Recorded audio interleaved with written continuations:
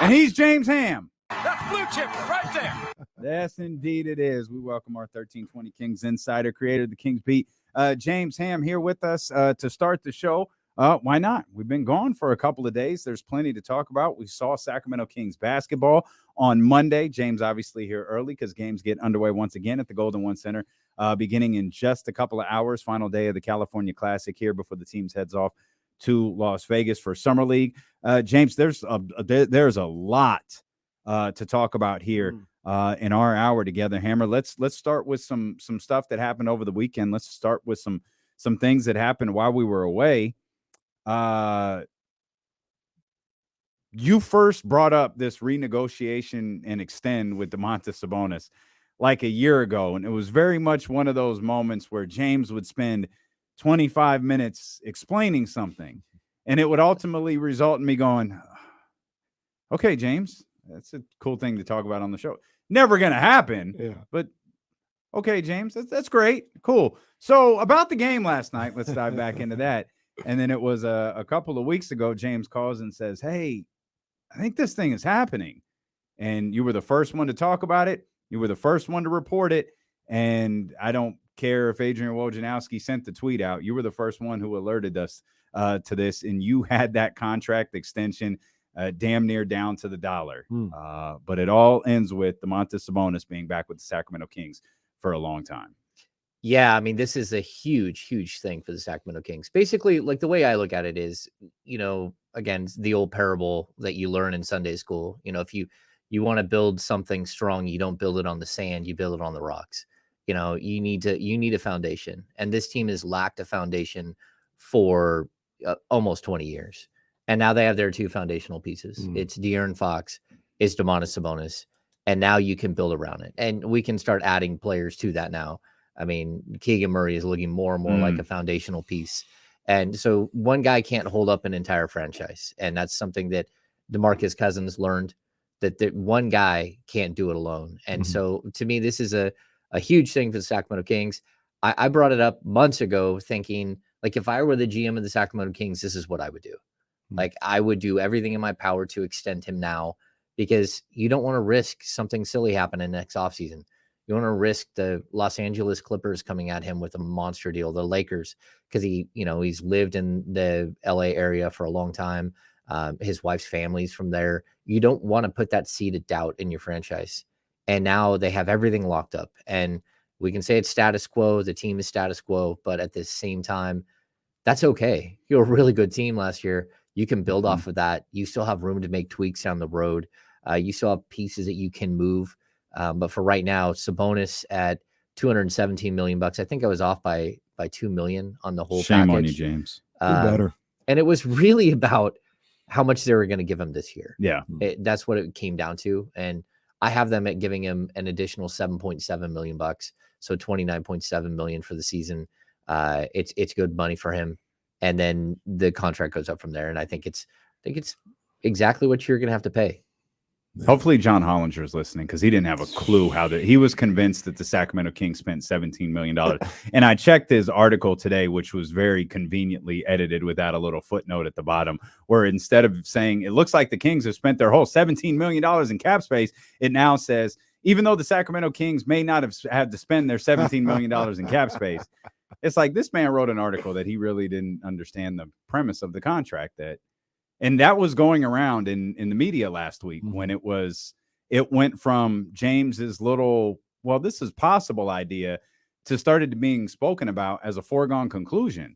And there were people, very good writers, who were reporting on this who didn't get the concept of what was happening, that it wasn't the 140% raise on the $22 million he was set to make, that it's a renegotiate for next year, start the raises from there. And ultimately, what's that save Sacramento? Do you know, like, if hypothetically the season goes, Domantas, all pro level type player again, he's going to get a max contract. What would that look like from Sacramento? Yeah, well, so the final year, they would have been able to give him a 5-year contract. So right now, the only thing you can do is have a 5-year deal. But the year that he's about to play that was already in place is part of that 5 years.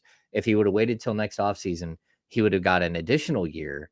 and that year would have been like 8% more than the final year of the deal that we're talking about, which is, I think that his final year deal is 53 million or something. Mhm. So now just add another 8%. We're at, 58, 59 million.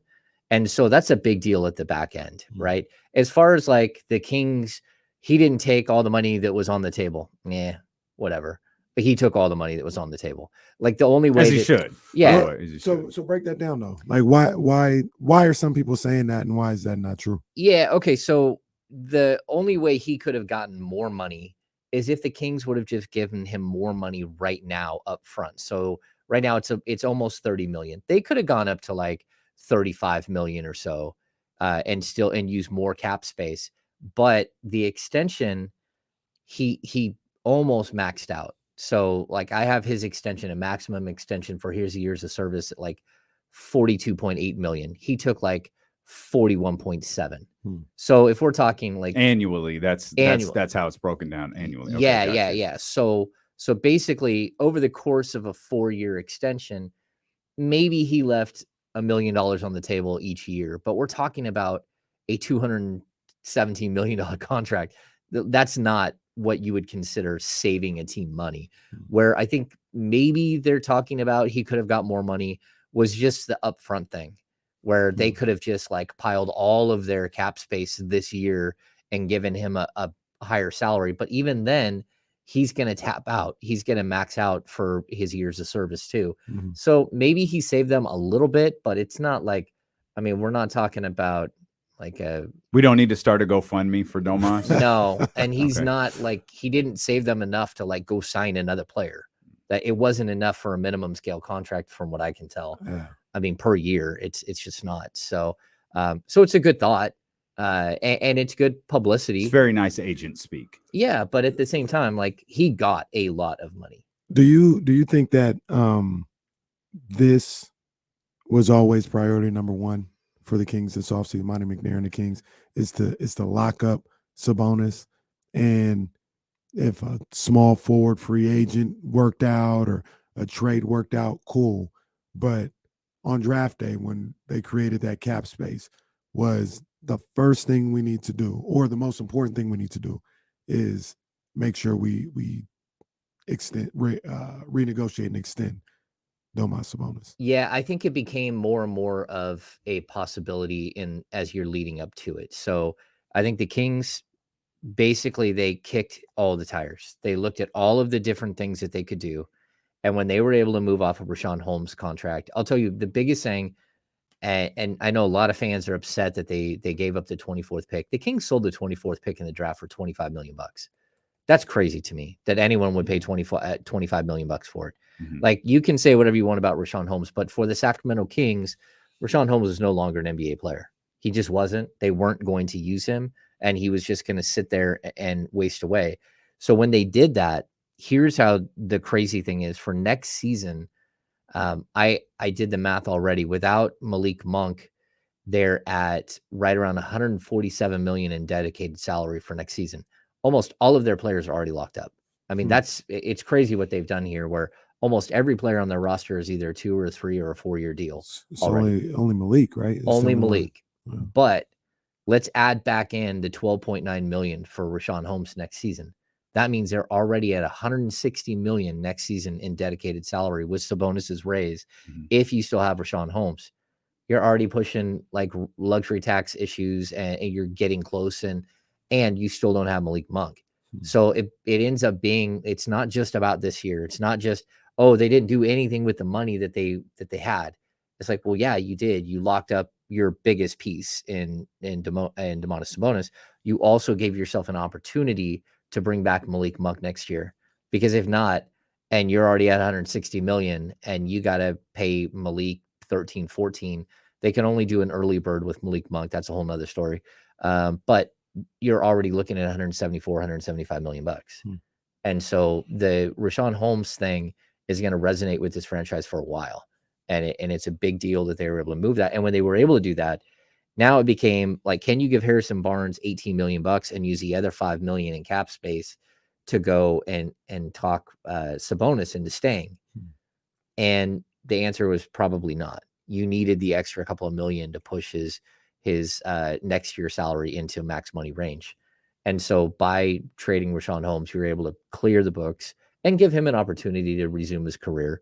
Because when he's done, if he would have like been stuck in Sacramento for another 2 years, his career would be over when he's done. Like he'd have a really difficult time finding a spot after not playing for like 3 years. Yeah. So I think it was a win-win for the Kings, and it cost you, but did it really? What's the 24th pick? Kobe Jones looked like a solid NBA player to me. Kobe Jones, I like what I saw from him. And another way that I kind of looked at it, contractually, it's not the same. I understand that. But do you think at 24 you're going to get somebody better than Chris Duarte? No. I don't. I mean, like, I understand that's 2 years of experience and contract that you kind of lose. But you were able to get, I think, got a rookie, that trade player. enabled you to get a guy like Chris Duarte, like you said, who's on his rookie contract still. And if he's healthy, I think he's probably better than anybody. Get that Tyrese money in a couple years because he was traded on that rookie deal. Let me hold $1, Tyrese. Let me hold $1. Well, and I'll also bring this up too. Like, it wasn't just getting rid of Rashawn Holmes' contract. The 24th pick in the draft came with a $2.7 million cap hold. That's a lot of money when you're pinching pennies here. It's a lot of money. And so again, we talk about maybe they could have afforded $5 million. I'm pretty sure $5 million and $2.7 million is $7.7 million, which is the exact dollar figure that they raised Domantas Sabonis' salary. So like, look, these things. That's a bar right there. Yeah. Yeah. So it's kind of crazy how that works. Right. And then the other thing is that when you draft Colby Jones in the second round pick contracts are totally different. They have a new second round pick exception this year, which is totally different. They were able to give him a 4-year deal, but the 4-year deal is at a league minimum. Or even if you gave him the bumped up, it's at 1.75. You're still saving $1 million there in cap space. So it really does. Which I think he got, right? Did Kobe get the bump? Yeah, he did. Okay. Yeah, he did. Yeah. And so for me, like it's pretty technical all the way that they've maneuvered this cap. But to be able to bring Trey Lyles back, to be able to go get the Chris Duarte deal done, which hasn't officially been done, but everything I've heard is it's done. But to get all of these pieces to bring back an Alex Len, to, everything you needed to get done and fit it all into this puzzle with Harrison Barnes. And then on top of that, be able to do the Domantas Sabonis extension. It's some of the most high level cap maneuvering I've seen. And it's really good to see. And they didn't kill themselves where next year they're going to be like, oh my gosh, we're so far over luxury tax. They're not even in the range yet. And so I think they've done a really good job here. We'll come back. There's a lot more to talk about. Alex Len is back with the Sacramento Kings. We'll dive into that. And then we'll talk about Kawhi Murray, the newest member of the Sacramento Kings. Keegan, what a performance he put on. And he was made available to the media on Friday as well. We'll talk about some of that stuff. We saw basketball earlier this week. We'll dive into that. We're going to see it here again today. We're going to go commercial free to the top of the 1 o'clock hour with James Ham with Dealing with Casey. Return here on Sacramento Sports Leader, ESPN 1320.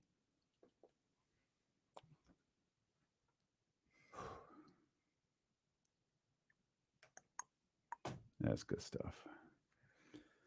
Good stuff. Are you guys tweet that, guys? I was. Is it back? Any back? No. I got the beta for it. Like they sent me a link and said, hey, it's because I pay for the blue check mark, but I pay for the blue check mark for very specific reasons. So I can post longer videos. But yeah, I have it in there, and it's most of the way back, and it's cool. There's some things that I like, some things I don't like. I was upset when they got rid of that. But don't you have to pay for it now? If you don't have the blue check mark, you might have to pay for it moving forward, which I think is like they're going to kill their brand here. But they just keep doing things that don't make sense. They keep trying to get you on these new social media profiles, but John Bull keeps sending me this thing for Blue Sky, and it's a wait list. And then we all trying to get on the Spill app, and you got waitlisted there. It's like, why didn't y'all take advantage of Twitter imploding and just open up registration for this stuff? What am I missing? And what are we waitlisting? Come on, man. What are you doing? It's app. Let me get on. Yeah. I'm a wait list. I found the same thing. Like what exactly is happening here? Yeah, Twitter's dying a painful death. Nothing lasts forever. Except for D-Lo and Casey. That's the GOAT social media of all time right there, though, Twitter. No, it is. It is. They might be able to like figure it out. Like every time that we think that they've killed it, it comes back. And I don't see the crazy stuff that other people see because I don't follow people that post crazy political stuff and all that, or weird videos that you shouldn't be watching on the internet. You know, like so I don't see a bunch of that stuff, but I don't know. Yeah, I don't even really have any problem with how Twitter. I mean, obviously, that free agency day when the rate limit thing happened, but I still think I saw everything I needed to see. Like, I don't feel like I missed out on any announcements or nothing like that. Maybe my rate limit wasn't exceeded, but well, so what I found was, I'd still get the alerts for something. I just couldn't read the tweet. But I just I could read the tweet when it was pushed to me, but if I clicked on it, I couldn't read it. It'd give me the notice. And what happened? What I also noticed was my list would update, just not my home. So like I got a Kings Twitter list. Oh, those were all updated the entire time. But if I was on the home and tried to like refresh, that's when a rate limit thing happened. So. I don't know. I didn't feel any effects of the rate limit situation. What was that, Saturday? Yeah, that sounds right. There's a lot of good stuff from post game the other night. I felt bad I didn't post Jordan Ford video. Yeah, I didn't. That's who I didn't get to watch. I watched Luke, but I didn't get to watch Jordan. I didn't get to watch his video. I like him. Yeah, so do I. I was going to ask you about him this hour. Yeah. Appreciate you guys being here, man. Hit the thumbs up. We missed you guys the last few days. Man, our pod did like 500 thumbs ups. There we go. There we go. Wild.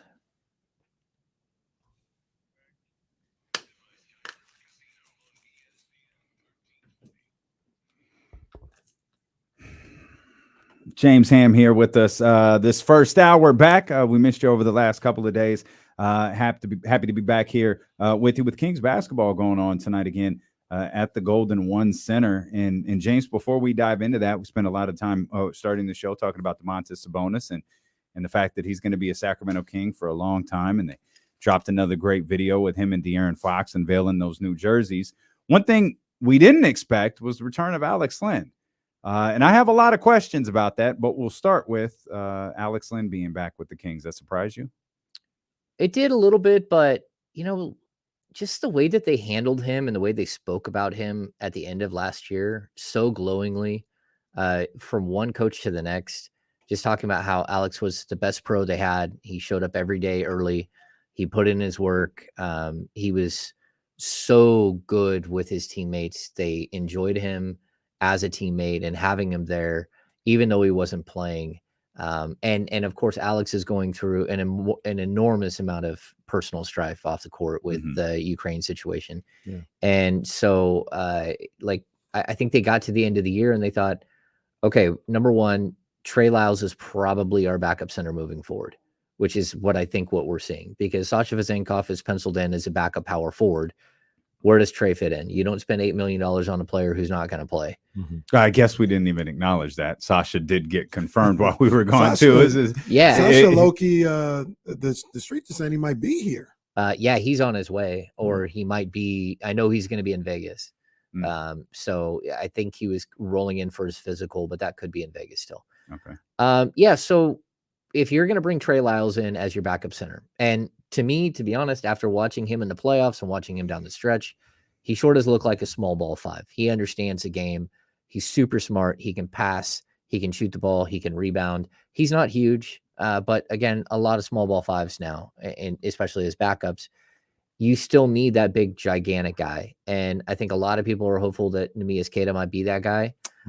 But don't start. You have to have a backup plan to the backup plan there. And so I still don't know what they're going to do with Neemias, but I think it's possible that Neemias is back and that Alex Len is the fourth center and breaking in case of emergency center like he was last year. And if you need him, you can give Neemias a shot early in the season and keep giving him shots here and there when you need a big center. But if it's not going to work out, or you're looking at the playoffs and saying, hey, we got to make sure we have this thing covered, you got Alex Len.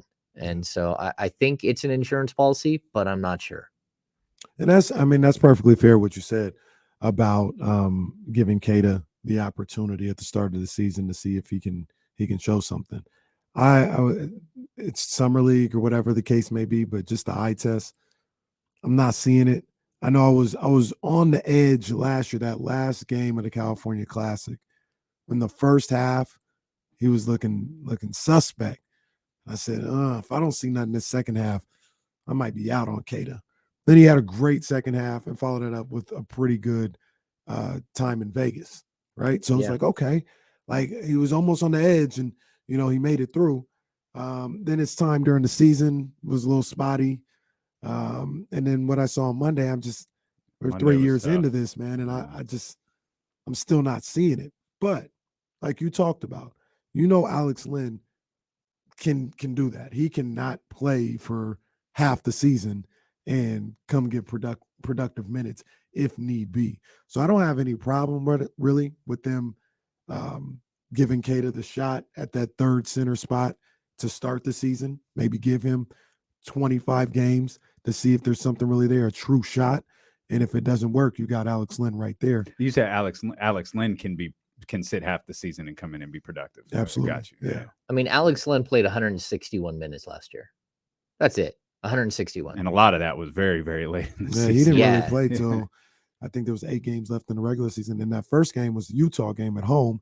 Didn't look good at all. And it was bad. Yeah. And then I don't think he played a bad minute after that. Yeah, something happened between Utah and whatever that next game was. And he was, like you said, he was locked in the rest of the way. So I was watching Queta in game 1 of the Cal Classic, and the first half was horrible. Like, I mean, he had 5 fouls. Like, he was a little out of position. He was blocking shots, which I think, again, some of his blocks were incredible. He got at least one goaltending call. He had 1 or 2 other shots where he completely altered at the rim. That's still what you can get from him. But he really hadn't done anything offensively. They weren't feeding him the ball at all. He kept rolling, and no one was feeding him the ball on the roll. And then we get to the second half, and he starts ripping down rebound after rebound. He all of a sudden becomes part of the offense. He finishes with a double-double. He finishes with 3 blocks and 2 assists. I'm like, okay, like, we need to see what he can do all the way through summer league before. I think that's what they're trying to probably get him to sign a 2-way contract again, because he can do it now. They can do a 3rd year with him. And his people are probably saying, you still have a roster spot. Let's put him on the roster. And if you guys don't want him halfway through the season, just waive him and we'll find somewhere other place to go. But the problem they have is he cannot do any more than he did last season in the G League. Like, he's either a 4A prospect, that guy that, gets to AAA, blows up in AAA. The second you bring him up to the big leagues, he can't hit, or he's a guy that you're going to have to start depending on again, like all league, all G League, all defensive team, second in MVP balloting. He did everything that you could ask of him. And so if the Kings don't want him, I'm sure that there are other teams out there that will look at him as a back end of the bench guy and see if they can work something with him. And then, maybe like bring him along. But I think that this is a good spot for him, and there's still potential for him to fit. We'll just have to see what the Kings want to do at the end of the day. Yeah, I don't know. It's the 3rd summer league, man. Like, we're still having the same questions. It's the conversation. I wonder if people watching the Kings were having the conversation we were having about book night. I was a big book night believer too. And it's book just night's here. It's the 3rd summer here again, league, huh? Man. That's what I'm saying. I wonder if people watch it. Is that Queta again? Oh man, it's that kid's third summer league. Yeah, but there's a difference between being the number 11 pick in the draft and No, being absolutely. a Well, second rounder. That's Absolutely. fine. And then I was watching Kai Jones play, and Ooh. Well, what in the world, man? What That- kind of development Charlotte process? that's crazy. Charlotte, dude. Yeah. What Like a I hot was, mess. I was Crazy. so excited to see Brandon Miller. Like that Oof. team doesn't move.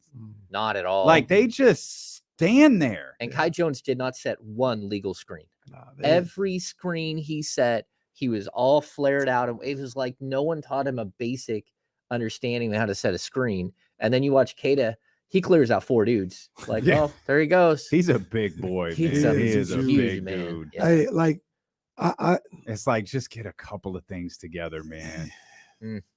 it's what look, man, it's a little big league. Yeah, guy gets a rebound. See, I told you if he could just get on the board. Get a couple of Yeah, things man. together. Just I don't get a know if it's couple gonna of happen things for K. together. I tweeted it out. Why was he so good in the G League then? Like it can't He be. might be a 4A player. He might be a 4A player. He might be, but like to me, there's something there. I just don't know that you can go away from. I think you've got to give him a shot, and that's just me personally. Maybe they don't. Maybe they want to use a roster Well, spot somewhere else. But Let me ask you guys a question. He clears waivers. He's sitting there for you. Would you Mhm, take Bol yep. Bol or try and work with Queta? I'd take Bol I'd Bol. take Bol. I don't know. I'd probably take Queta. Really? Yeah, Mm. because I think Queta fits into a system, and Queta understands what it is that you need him to But do. doesn't Bol fit this Eh, perfectly? I don't know. Like I Like don't that know. man, I was told last week that man's Victor Wembanyama. Yeah. That was a run on Twitter before the Twitter shutdown that certainly aged poorly by the end of the weekend. Y'all told me that man was Victor Wembanyama.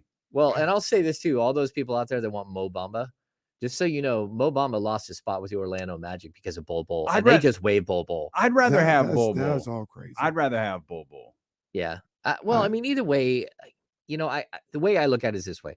Like, let's go back to the 2001, 2002, 2003, 2004 Sacramento Kings, right? They were so good. And every single player that you had on the court had this incredible basketball IQ, right? Every single guy you put on the court. And then the Kings aren't great defensively. So everyone's like, hey, you've got to block shots. You need to do something different.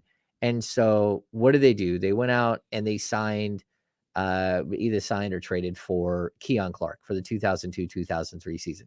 He plays 80 games. He did 22 got a bobblehead out of it. Right. He did get a bobblehead. He averaged 1.9 blocks per game. He just didn't fit. He never fit. And the whole time he doesn't understand the system. You have all of these people doing high level things and he's out there swinging at every ball, trying to block a shot. And so there are certain times where you have to accept the fact that maybe a shot blocker isn't in your future, or you can bring in a guy like Queta who, number one, can rebound. Number two, sets those gnarly screens. Number three, he's got a passing acumen. You can actually run some of the basic stuff that you do with Sabonis using him. And then on top of that, he will block a shot and a half a game if you give him enough minutes. He might block 2 shots per game. And he's going to keep a lot of other people away from the basket. So I'm not ready to give up on it. The only thing I'm not either, but I like Bol Bol. Yeah. The thing that worries me about Queta is he fouls entirely too much. Like he's a little awkward. He doesn't always seem to have control over his movements. And he fouled like in that first, I know it was just a half, but he had 5 fouls and 3 rebounds. Mm-hmm. Like that. And well, again, in a way, that's impressive. Right. Man had 5 fouls in the first half. I'll tell you this too. He And finished picked up the 6 like a minute into the third Yeah. quarter. He had 7 fouls, but he also finished with a team high plus 15. He was the most impactful player that you didn't really pay attention to what he was doing. Like there were a lot of things he did on the court that actually translates to winning. So I don't know. You're right. He fouls too much, but I'm not going to knock a guy who, like, at the NBA level, the one game you call him up and like, hey, we need you to go guard Joel Embiid. Like, well, they tried that once and it went very, very poorly. yeah, but like at least there could have been a buildup. Like at least he could have gone against like Bismack Biyombo the game before, and then get your feet wet. No, let's go get Joe. Let's And go like up there against MVP. Let's see what happens. We spent a lot of time on Queta, the third string center. But yeah, I will say this.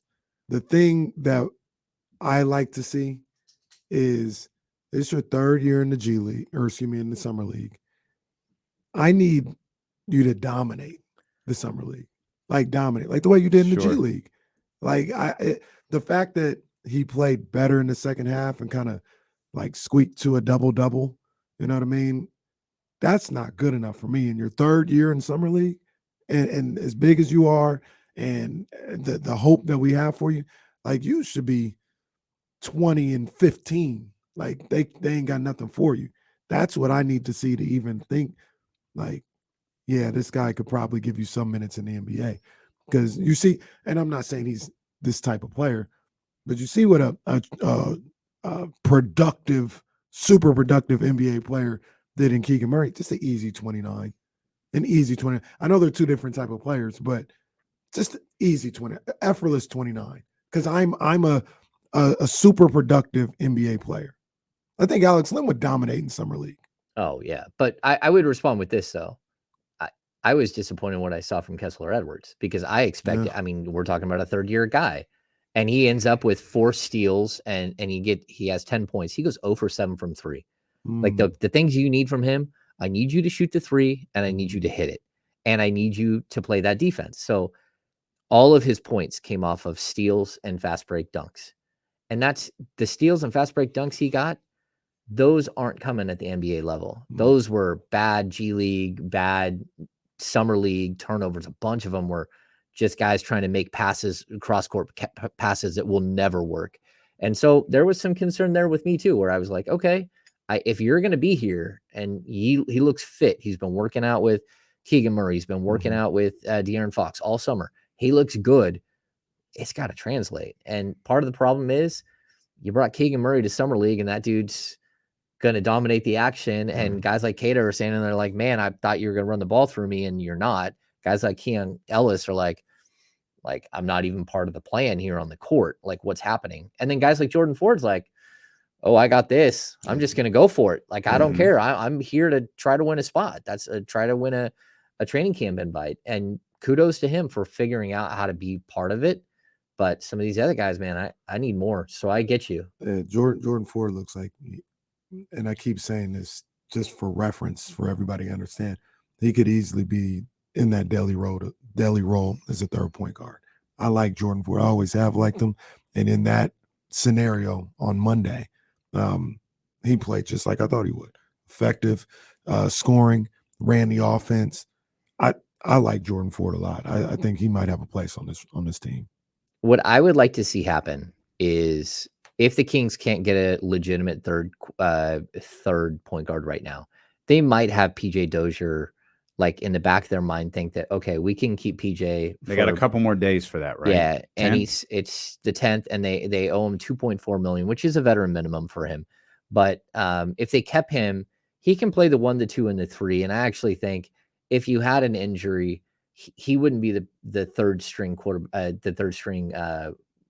point guard. He would be a guard, and you would have Malik Monk slide over, and he would give you the big guard that you could put with Malik, who does have some passing skills and some other things that you can. So there's a possibility that it might be him, but I'm not sure. And if not, what I would do if I were the Kings, you got 1 2-way spot open. If that's not going to Neemias Queta, if he's not going to take that, I would give it to Jordan Ford.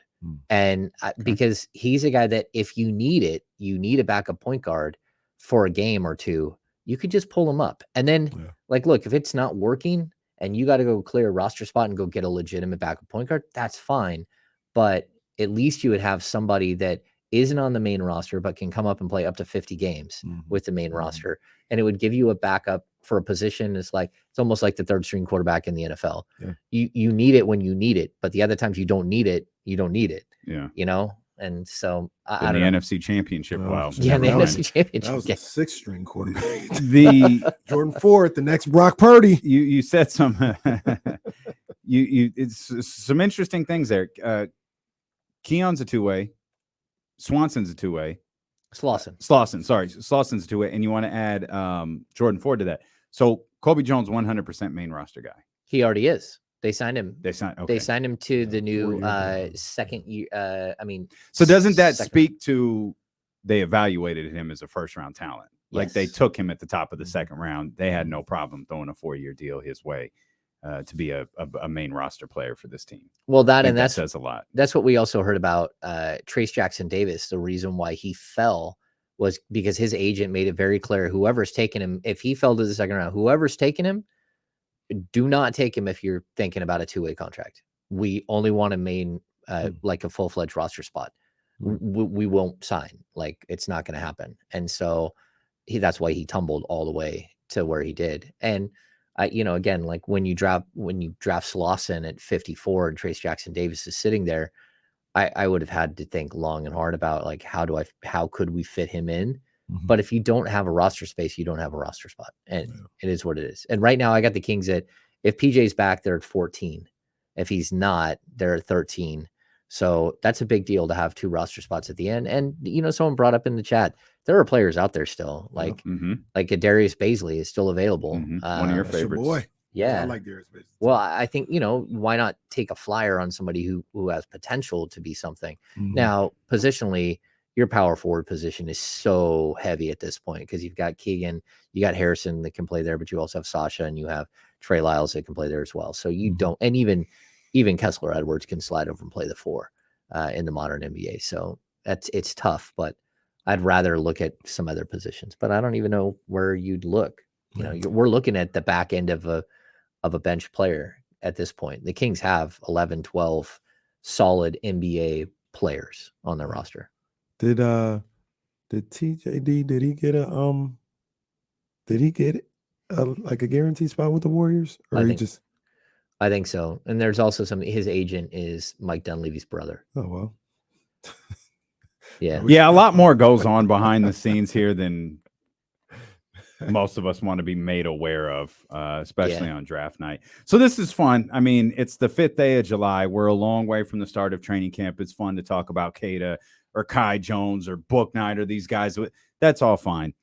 Monday was the Keegan Murray show.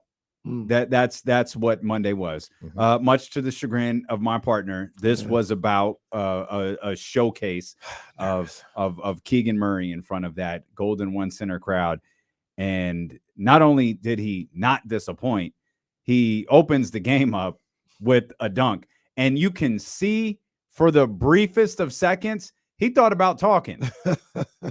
He dunked and he looked and he, for just a split second, was going to do something. It was like, no, I'm not going to do it. Turns around and runs back up the floor. Just as you would expect. A little stare. And you can almost see it. Turn away. You just turn away. That's not you. That's not you. Turn away. But from his performance to all of the comments afterwards, James, Monday was about Keegan Murray. Yeah. So first of all, Luke Laux, incredible dunk. I give him a C- on the stare down. That's what he said about Keegan Murray. Very fair. So I'm going to start there. First of all, I thought Luke Laux was incredible. Like as a basketball coach, he did things, you go and you let chips fall where they may. You're California Classic. You're dealing with a bunch of guys some guys who will never see an NBA game ever in their career. But when we got to post game, I thought everything that he brought to the table was so spectacular. It reminded me a lot of Mike Brown, but he had great storytelling. His girls came up with him and hung out. I thought just like he did such a great job of building some excitement, but also of doing the biggest thing that he explained why Keegan Murray's there. And he did it without saying, this is why we are doing this. Keegan Murray is there to be empowered and to understand that the next step for you is for you to be a superstar. And he talked about, the practice that the scout was at, and Keegan goes off for 17 or 19 straight points, right? And he just blows up. I have been hearing this from the Kings for so long. They believe him to be a superstar. They think he is a star level player. I had someone within the walls tell me at one point they wouldn't trade him for Lauri Markkanen at all, that they think he will be a better player than Lauri Markkanen. And I just look at him like, what are we talking about? And then you see what they're doing with him this summer. He spent the entire summer with De'Aaron Fox. And De'Aaron Fox, for me, is a perfect mentor for him because we've talked about this. De'Aaron is an introvert. Keegan's an introvert. They're totally different types of introverts, but De'Aaron can show him a path to come out of some of this, to get more comfortable. And keep hearing Keegan say, I've got to put myself in uncomfortable situations. Everything is an uncomfortable situation for Keegan Murray. That's who he is. It's very hard for him to sit in a room full of people and talk. Like, these are things that he's really had to work on. And man, he's got so much game, and they think that he's going to be a star. And you start to see it and you're like, okay, like the Miami Heat one year, they sent Bam Adebayo to the California Classic and to the Summer League to say, hey, all we want you to do is be a point guard. You're going to run the point the whole time. Okay. And look what it did. It made him into a passing big. It really helped him develop those skills. That's what the Kings are trying to do right now. They're trying to make him like handle the ball, go coast to coast, take control of an offense, deliver. And I think, game one is pretty solid. I wouldn't run him out there for another 6 or 7 Summer League games, but maybe there is some value in him going to Vegas and playing 2 or 3 games early on. And I think they've shut that down already, right? Like, he's only playing tonight. Like, he's not playing in Vegas. I don't know. I haven't heard that. No, I think for some reason, I think his dad said that. Oh. That he's only playing the 2 games, that he's not. I even thought Luke Laux said that at one of the practices. It's possible I was in, that's right. I was in a different country. James was, Yeah. James was They had me sombrero ham. Sombrero ham. They had me like Magic Johnson after that first dunk. Remember when Brandon Ingram was playing in Summer League and Magic was sitting courtside and Brandon Ingram did something and Magic got up at half court, was like, no, that's it. That's it. Nope, he's done. Sit him down. Yeah. He's done. Yeah. That'd be like Magic. I need to see no more. That would have been a perfect way to sit Keegan too. He starts the game with a dunk. I think they called timeout after that. Did. Oh, just end it right there. Keegan could just wave. That's it. Keegan could walk straight off the floor into the shower, come back, stick next to Davion Mitchell in his basketball, and be good to go. Yeah. Right. Hey man, look, I already, one man Wolfpack with this, with him. I didn't want him to play. Still don't even want him to play today, but he's going to play. And, just hope he stays healthy. He looked great out there. He looked great. He looked great. He looked like a guy that's been working on his game, that's ready for the season to start. Not like if it started today, but if it did start today, he'd be prepared. He's been working with Fox. He's working on his game. And another thing that I saw, that I feel like I saw, is they're saying, Keegan, like, be ultra aggressive with shooting the basketball. Like, don't wait for it to come to you.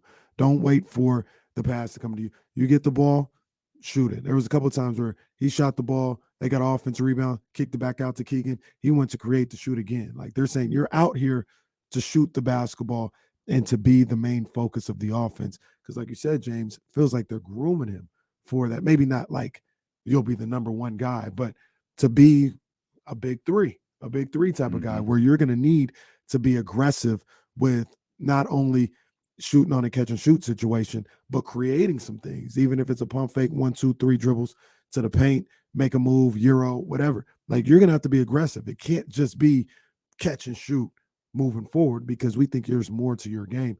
And we're looking for you to unveil that this upcoming season. Yeah, for me, there were too many times last year where you saw him literally get the ball, run as far as he could, and then look for Domas or look for De'Aaron and stop everything and hand the ball to them. Like, that's got to go. Like, in year 2, that's what the Kings are trying to empower him. They're trying to say, like, look, we can talk about how good you can be, but unless you go out there and do it, unless you show us that you have it in you to attack and to take on this challenge, it's just talk. Right. You can still be a great 3-point shooter and a great, stand in the corner guy and a great asset.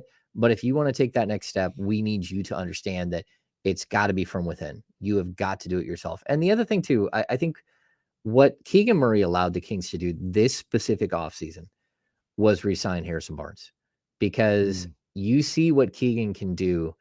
And then you're starting to look at Keegan and say, okay, look, if Harrison Barnes does start to decline over the 3-year deal, maybe he won't. Maybe we get the same exact 15, 5, and a solid defensive player and, smart guy and plays every game. Maybe we get that for 3 years.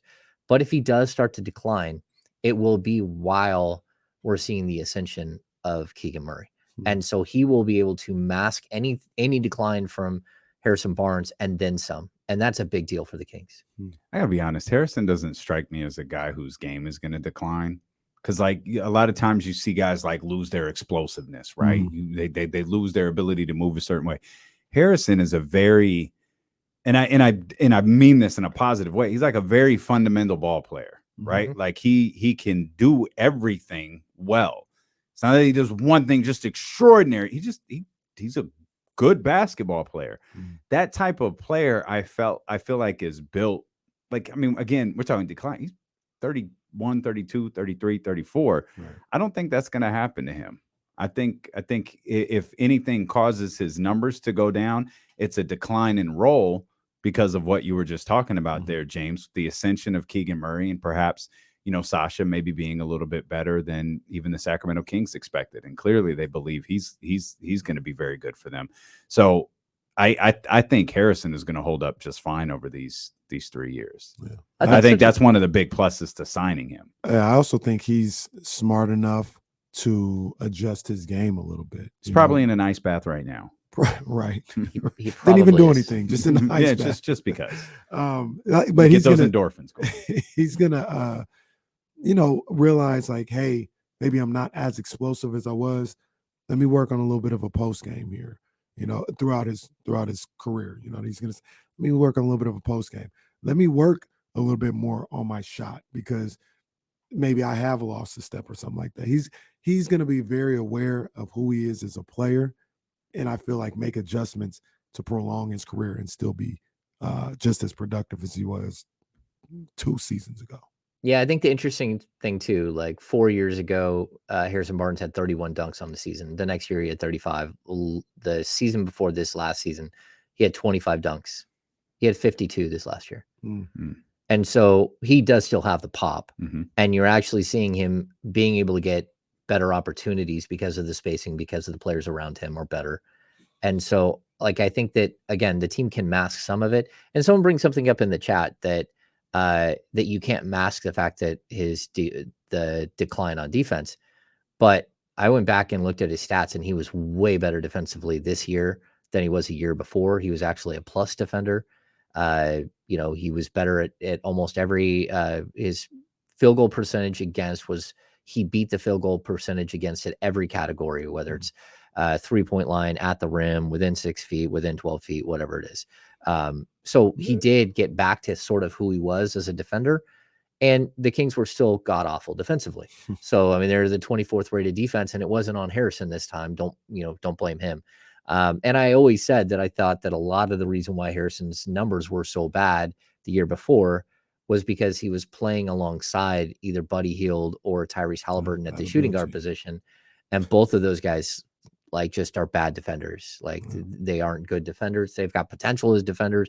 Ty can play the passing lanes, but as a man on defender, a lot of it fell on Harrison Barnes shrinking in to try to cover for them. Yeah. His man's left wide open, and all of a sudden his field goal percentage against is god awful because of it. So yeah, no, I guess I'll take the L on this one because the numbers say something that I didn't feel like I saw, but can't go against the numbers. I thought he did take a step back defensively, but like you said, those you spoke when you talked about it. I took notice of it, and the numbers say otherwise. But defense is so hard sometimes to evaluate too, because and I think we've talked about this before. Is you could look at what an individual did, but you don't know what their teammate was supposed to do. You bring that up when you're playing with Shavano and other guys who maybe not in the right spot. And that'll do it to you. And well, it will. Shout out, buddy. You're going to get your mentions, buddy. I promise you, my man. You're going to get your mentions over here.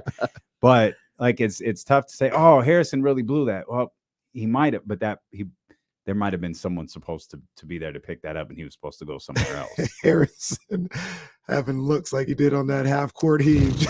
I don't know, man. I'll also tell you, though, it shows you one thing that I think it's my favorite Tyrese Halliburton highlight of all time. Kevin Huerter wasn't that bad defensively. He wasn't outstanding and off the charts, but Kevin Huerter was a major defensive improvement over what they had the previous 2 seasons. So where were the negative numbers on defense? I was about to say the same thing. So where were they? It's team defense. It's just like You know, they cut back on the inline drives. Are you saying they're not on a string? Yeah, they're not playing together. They're not Mm. playing, they're not all going one, like pulling the same way together. And they'll get better. That's the thing that I think the natural improvement of this team. We talked about it last week, and I think you guys asked me the question, if they just sign Domantas Sabonis back on the extension, they get Harrison Barnes back, and I think and they get Sasha. Right? Is that enough? And I said, no, I don't think so. But I'll tell you that adding Trey Lyles to that mix, it does actually make a big difference. Adding Chris Duarte to the mix, it does make a big difference. And I'll tell you why I believe that. The Kings have a couple of mistake players in the past. Last season, they have 3 guys that make mistakes. One of them you're willing to live with all the time, and that's Malik Monk. And you're like, okay, like for the excitement he brings, I'm okay if he makes a mistake here and there. Defensive assignment, offensive assignment, whatever, turnover, I'm okay with it.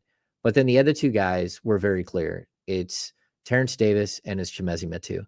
And every time you look over, Mike Brown is literally calling a timeout and pulling Terrence Davis over to talk to him, and showing where he made a mistake defensively. When you replace those 2 pieces with Sasha Vezenkov and with Chris Duarte, your basketball IQ went up. Your athleticism went down, but you got guys who use skill and game understanding to cover the weaknesses that they have, as opposed to athleticism to cover the weaknesses of not being in the right position. And so I do think that the Kings are going to be better.